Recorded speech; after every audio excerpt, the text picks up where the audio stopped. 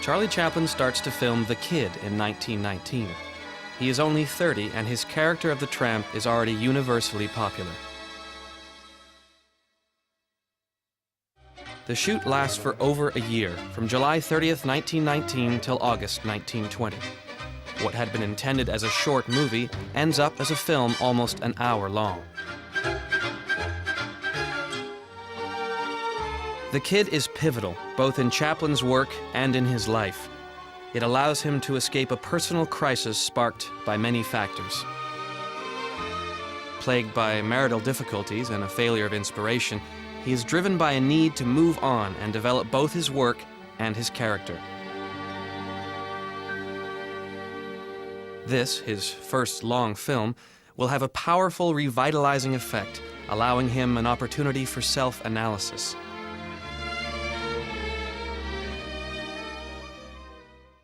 Having just lost his first child by Mildred Harris, Norman Spencer, at the age of 3 days, Chaplin starts casting for the role of the Kid.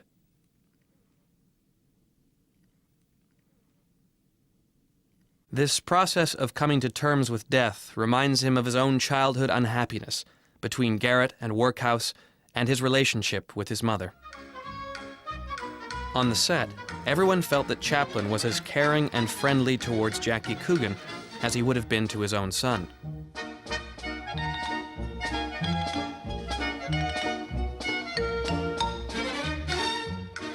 But if he makes the child in The Kid a miniature of himself, the two characters are also nonetheless two moments in the life of the same man.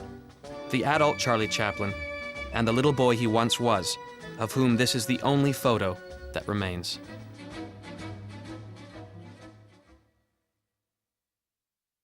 At the time of his discovery of Jackie Coogan Jr., who is to be the Kid, Chaplin is at a low, suffering from an inspirational block.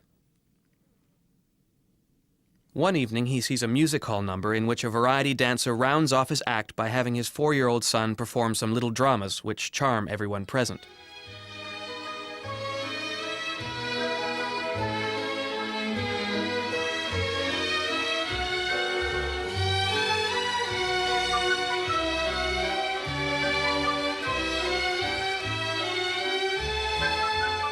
Jackie Coogan instantly captivates and inspires Chaplin, who wants to engage him immediately, hoping to make the most of this revival in his creative energy. The child is a revelation in The Kid. His father takes part in the filming as an assistant, as well as playing several small parts, including that of the pickpocket in the night shelter.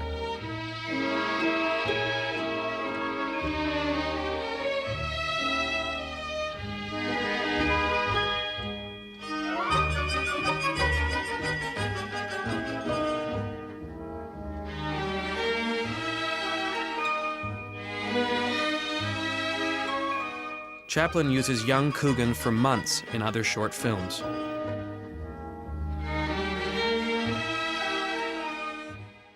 When Lord and Lady Mountbatten visit from England, Chaplin improvises a little private film, Nice and Friendly, shot in Douglas Fairbanks' house with Jackie Coogan.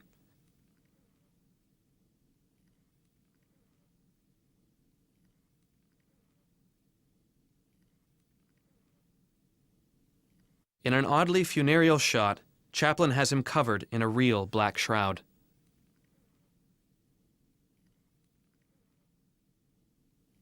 Two years before, Chaplin had signed a contract with the powerful First National. They were charged with the distribution of his films, and he became the sole producer.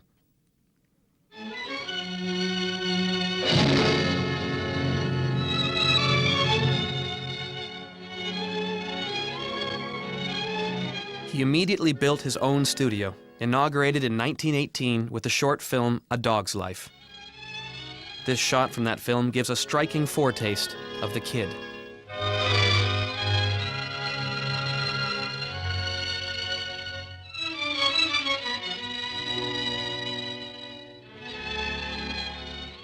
His contract with the First National committed him to deliver 8 short films in the first year. But, increasingly inflexible, increasingly perfectionist, Chaplin took more than 4 years to produce that number. He feels that The Kid is his chance to change his style and produce a long, ambitious film, and he keeps extending the shoot.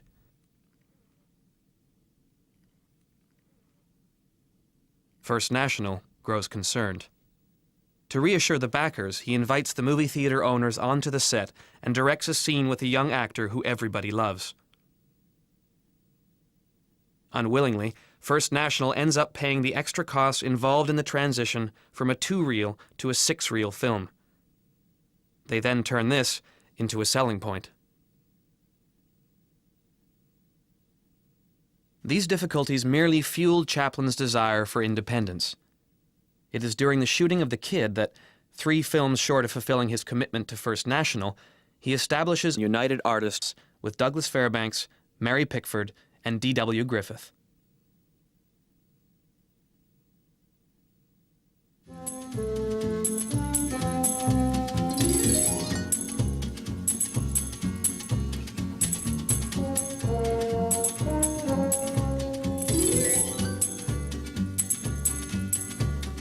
Three of the women who were, or would be, important in Charlie Chaplin's life are involved in the shooting of The Kid: Edna Purviance, Mildred Harris, and Lita Grey. The role of the seduced and abandoned mother went, quite naturally, to Edna Purviance, who had been his leading lady and companion for years before his marriage to Mildred Harris.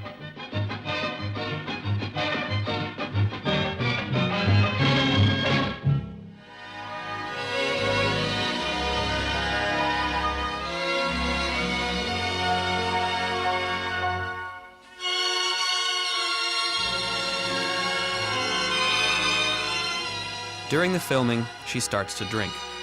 Chaplin goes so far as to try to find a replacement for her, but she manages to finish the film.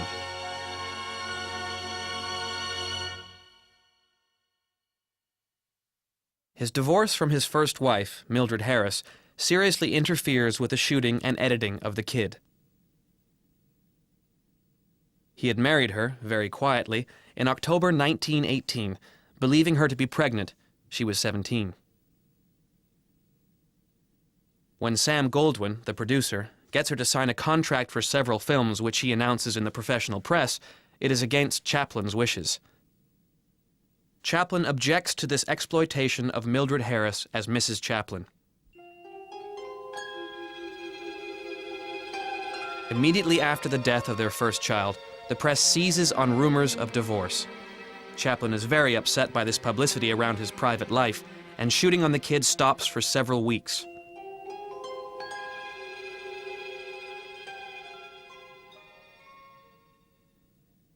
Mildred Harris's lawyers threaten to seize the film negative to ensure the future payment of Chaplin's debts to her. This forces him to go secretly to a hotel in Salt Lake City to edit the film.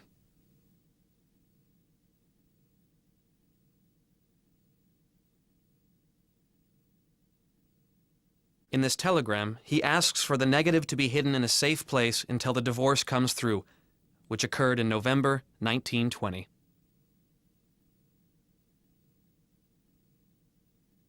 It is while filming The Kid that Chaplin meets Lita Grey, the woman who becomes the second Mrs. Chaplin in 1924. At the time of The Kid, she is only 12 years old, and her mother has brought her along for the casting of The Street Children. But Chaplin notices her and gets the makeup and wardrobe departments to make her look like an 18-year-old. It is she who plays the angel temptress in the dream scene.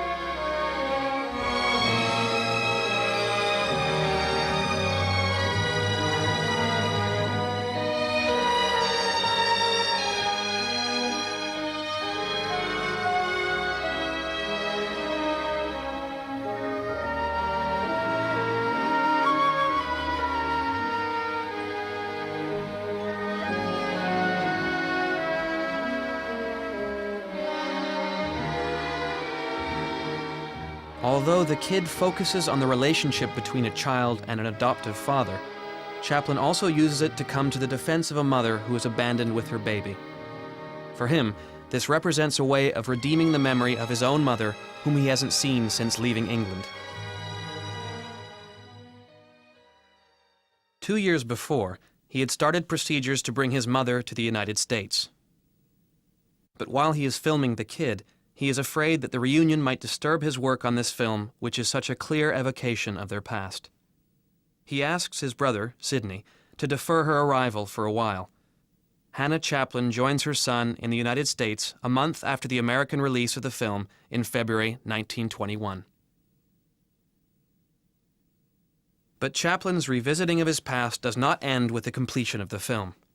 6 months later, Chaplin surprises his team and his friends when, on an impulse, he decides to break off from filming the short film, Payday, and return to Europe for the first time.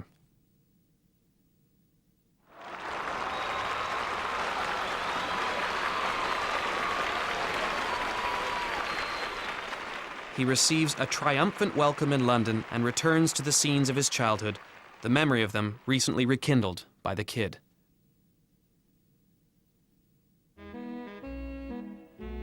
Jackie Coogan, Chaplin's kid, presents a showing for orphans at the Cinema Madeleine in Paris.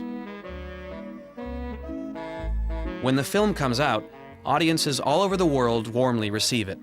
It is Chaplin's first big success, and the kid Jackie, now a child star, is greeted riotously wherever the film is shown.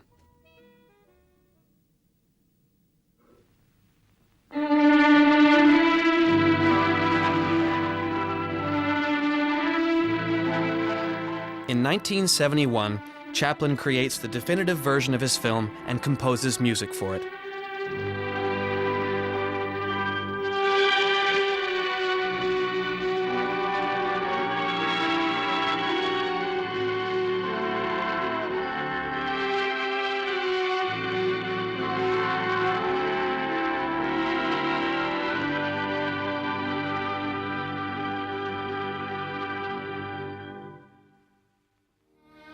For this final version, he decides to cut 3 highly symbolic scenes.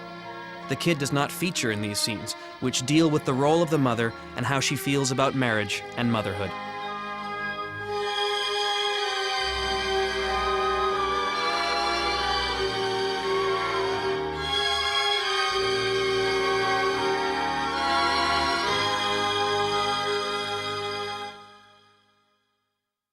It shows that even at this point, 50 years later, Chaplin has still not finished rewriting his family history.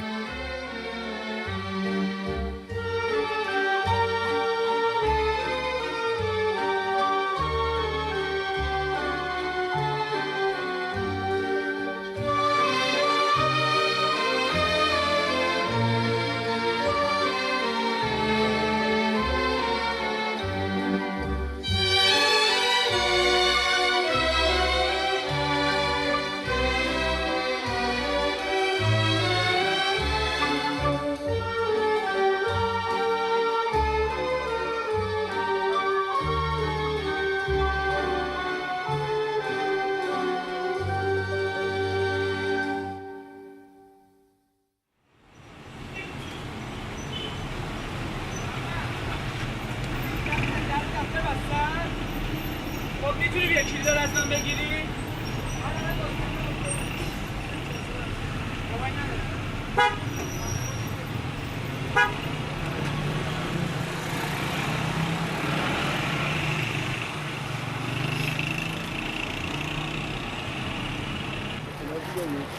اسمشو چارلی چاپلین هستن ایشون.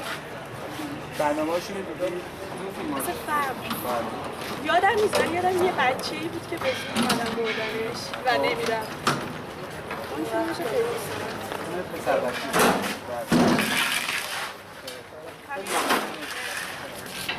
چارلی چاپلین محمدی چارلی چاپلین بلند بگو من بشنوم. چارلی چاپلین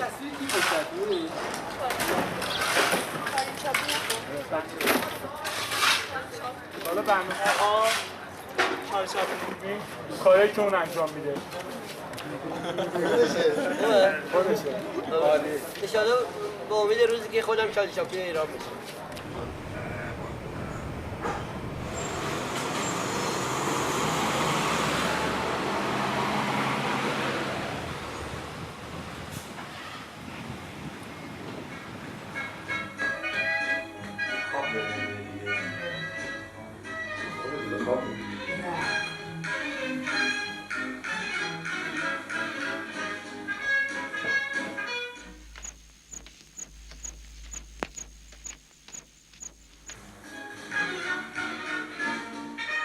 بعدش یه روز اون چند نفر که اومده بودن تو خونه اونا میدادن تو وانت بچه رو. بعدش برای همین گفتم دیگه کاری که چاپلین میکرده به خاطر بچهش بوده، برای اینکه از بالا پشتمونشون میره بالا، وقتی که ماشین میره از اون ور خونه میپره تو عقب وانت. بعدش بچه رو میگیره، اون یکی نفر ماشین که داشته میرفته میندازه پایین، بعدش بچه رو میگیره میخوابونه، به صبحونه میده باشه. یادت میاد اون صحنه که پسر همه کارا رو میکرد، غذا درست کرد، ساندویچ از وسط قطع کرد، به بابای میگفت بیا این کارو بکن اون کارو نکن، مثل اینکه اون بود رئیس توی خونه. یادت اون صحنه رو؟ بله. چی فکر میکنی؟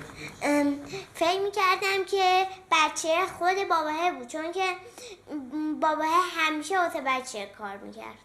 لااقل تو جامعه خودمون این رابطه خیلی خیلی بیشتره بین بچه ها با کسایی که پدرشون نیستن، چون علاوه بر پدرها سر کار میرن و این روابط بچه ها با عمو و عموزاده ها و اهل محل و همسایه و اینها خیلی بیشتر هست تا رابطه همیشگی پدر و بچه. بنابراین من از این نگاه ندیده بودمش، ولی الان که نگاه میکنیم به نظرم بیش شباهتی هست.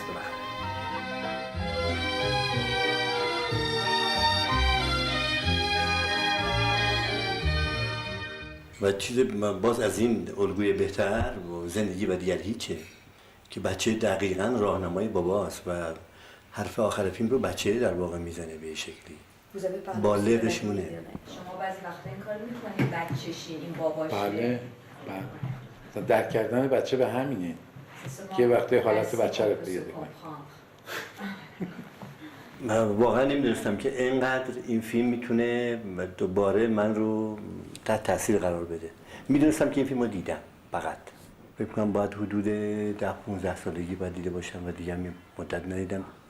الان به این فیلم قطعا یه جور دیگه نگاه میکنم، نه مثل سابق یا نه مثل کسی دیگه، برای اینکه من نمیتونم یادم بره که به خصوص این فیلم من رو به عنوان یه سینه‌است بهم یادآوری میکنه، برای اینکه میبینم که چقدر تحت تاثیرشم. الان که دو تا صحنه‌شو دیدم که در ناخودآگاه هم به نظرم یه چیزایی مونده، چون یک بخششو در یکی از فیلم‌های خودم دیدم. سلام علیکم.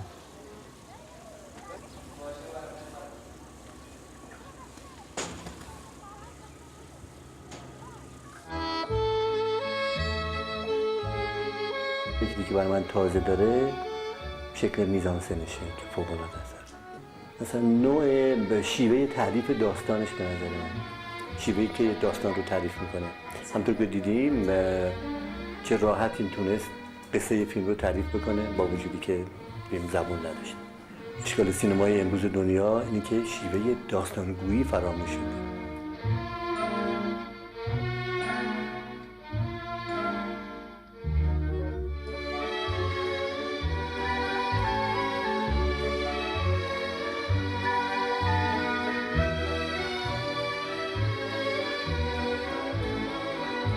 تمام تصاویر رو که از یک زاویه فیلم برداری شدن رو کنار هم گذاشته بود و من دیدم هیچ وقت دوربینم در واقع از یه خطی اونورتر نرفته و همیشه مثل تماشاگر، یعنی دوربینم در وضعیت تماشاگر نگاه کرده به صحنه. این آگاهانه نبوده، ولی بعد که نگاه کردم دیدم یه اخلاقی درش رعایت شده و اون که ما حریم یک خونه رو حفظ کردیم.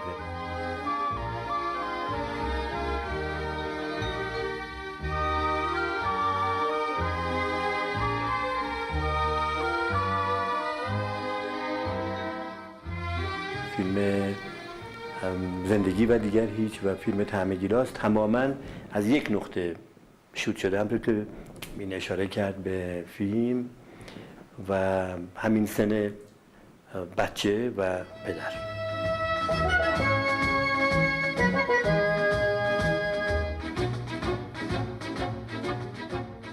اولین اختلاف هم یادمه که با فیلم بردارم داشتم، اولین اختلاف رو، و با مونتورم داشتم.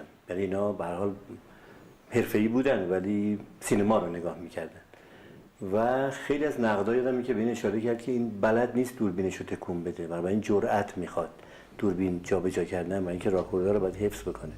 این دوربینش رو ثابت گذاشته برای اینکه اون مرد از تنها بیاد از اون ته بیاد برسه و بعد در یه پلان را بیفتن برن، برای اینکه این کار راحت تره. ولی به هر حال منطق من اون روز این بود که ما وقتی انقدر وقت منتظر ایستادیم تا یه آدمی از دور پیدا بشه، بهتره که صبر بکنیم تا به ما نزدیک شه.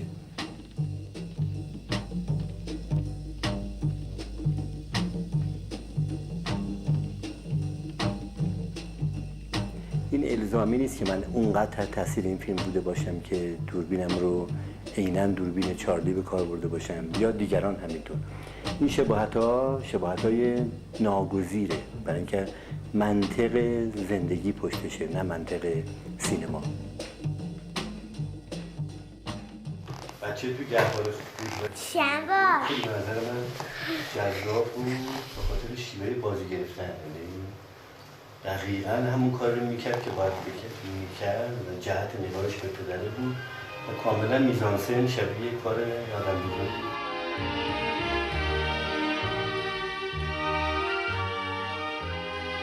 به نظر من بزرگا بازی میکنن ولی بچه‌ها که نگاه کنی کاملا رئالن. یعنی این صحنه ها بچه‌ها واقعا مثل بچه‌های امروزن، مثل بچه‌هایی که تو سینمای الانن.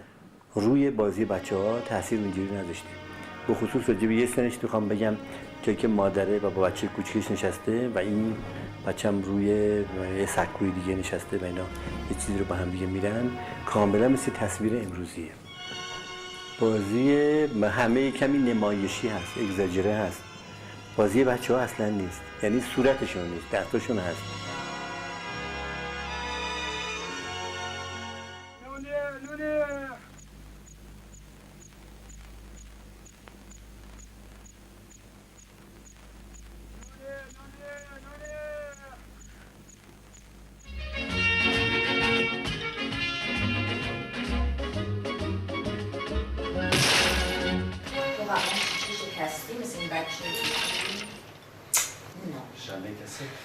اونی که شیشه میشکستی دوستان داشتی؟ هر یه سنگ بدن فیلم نمیخواد بزنی شیشه بشکنی اینقدر صداش کنی ولی یه دفعه بشکنی اینقدر چیز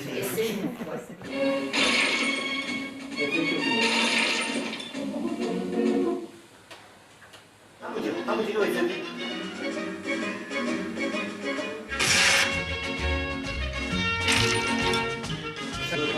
یا یه سنگ بر